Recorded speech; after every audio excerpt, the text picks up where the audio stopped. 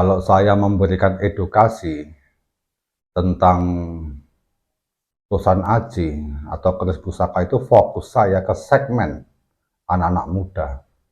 Jadi saya tidak memfokuskan untuk para kolektor keris atau orang-orang yang sudah saya anggap tidak muda lagi. Karena apa?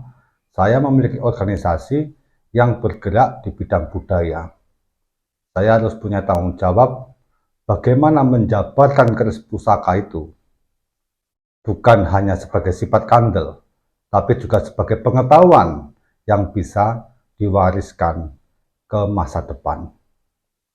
Juga harus punya tanggung jawab menutup lubang agar para pencaci-pencaci budaya yang suka teriak-teriak takbir untuk menghancurkan bangsanya sendiri dengan mengganti ideologi Pancasila dan mendirikan negara sesuai dengan ajaran mereka, itu yang membuat saya sangat berhati-hati dalam menjabarkan pengetahuan tentang Tusan Aji. Ucapan kita, tindakan kita dengan keris pusaka ini jangan sampai menjadi magnet mereka masuk mengajar kita dengan kata-kata syirik, kata-kata musyrik, kata-kata tidak sesuai dengan agama. Itu jangan sampai. Oleh karena itu ketika ada kaderisasi terkait Tusan Aji, saya memberi materi lebih kepada simbolisasi. Ada pertanyaan, Pak, kenapa kita harus memiliki keris pusaka? Saya tidak mungkin mengatakan itu biar terus kamu lancar mencari rezeki, lancar jodoh, menjadi sakti, karena keris itu punya kodam. Tidak mungkin. Lawan-lawan kita akan menyerang habis-habisan itu. Saya simpel aja dalam terus menerangkan, karena keris itu adalah simbol diri kamu sebagai orang Indonesia. Pamor itu pesan, sedangkan dapur yang kamu pilih itu adalah simbol dari jati diri kamu. Saya tidak pernah mengatakan terus kamu harus punya keris biar sakti. Itu sangat bertolak belakang, karena sebuah tradisi yang sifatnya pribadi itu tidak perlu diungkapkan. Misal kita punya keris A, terus kerisnya itu gerak-gerak sendiri, mantuk-mantuk, dada-dada, itu hanya kita yang tahu. Tidak perlu dibuat konten. Saya punya keris pusaka yang kita pegang ini, wah hati saya berdebar-debar seperti melihat permaisuri tidak pakai gaun. Edukasi yang seperti ini apa bisa yakin Anda itu akan diterima di masa yang akan depan? Masa depan. Karena gini, ketika kamu berkumpul bersama anak-anak muda, ini khususnya cewek ya, karena organisasi yang saya bina, yang saya dirikan ini anggota, pengurus, kadernya itu cewek semua. Kalian salah dalam menjabarkan, hancur. Itu kenapa ketika ada yang mengatakan, yang bertanya ya, Pak, saya punya keris ini kok tidak bisa tidur, hawanya panas, beli AC, beli kipas angin. Udah gitu, tidak mungkin, wah ini itu karena pengaruh keris pusaka ini ada kodamnya panas, mungkin kodamnya ini belum mandi.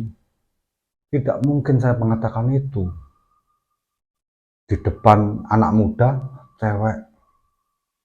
Harus sangat berhati-hati. Karena nanti bukannya dia mencintai keris, tapi malah merasa takut. Ini yang teman-teman harus paham ya, bagaimana organisasi Raja Tikam ini menutup lubang agar para pengkhianat-pengkhianat bangsa yang ingin mengganti ideologi Pancasila dengan ideologi mereka, yang ingin mengubah tatanan NKRI dengan kemauan mereka, itu tidak bisa berkutik ketika mau menyerang budaya kita. Orang Indonesia harus punya keris, karena sebagai identitas,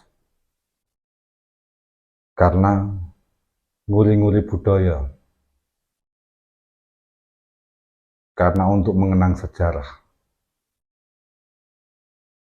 Walaupun di belakang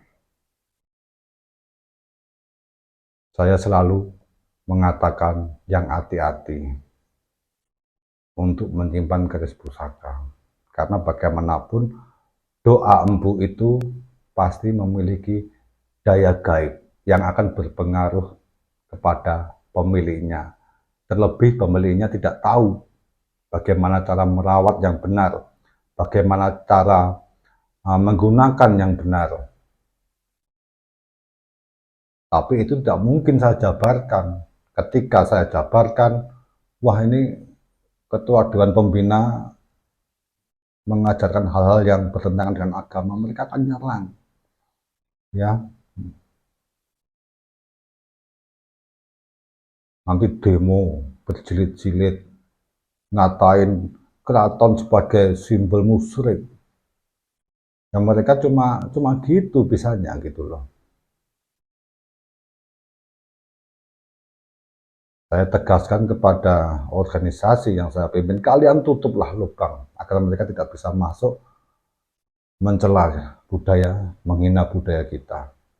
Kalau ada yang terus nyerang pakai kata-kata kalian ini mendewakan keris, kalian ini memohon kepada keris kesaktian, bilang aja kami tidak memohon. Lo pernah dengar terus kami minta kekuatan sama keris?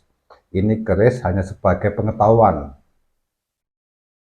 yang diwariskan ke generasi yang akan datang. Itu yang tiap malam Jumat Kliwon pakai dupar, pakai menyan, pakai es teh, es dawet, kopi, gudeg, pisang, macam-macam tuh untuk apa? Terus kalian musyrik mau kasih makan keris? Itu karena kita masih menggunakan tradisi nenek moyang kita di dalam memohon kepada Yang Maha Pencipta. Kita tidak memberi makan keris, karena keris juga tidak punya mulut. Karena cara yang kita gunakan itu berdoa, menggunakan dupa, menggunakan menyan. Itu cara tradisional. Tradisi inilah yang tetap kami gunakan. Walaupun ada yang Hindu, Buddha, Muslim, Konghucu, tapi tradisi dalam memohon kepada Tuhan Yang Maha Kuasa itu tidak akan kami lepaskan, karena ini bagian dari warisan.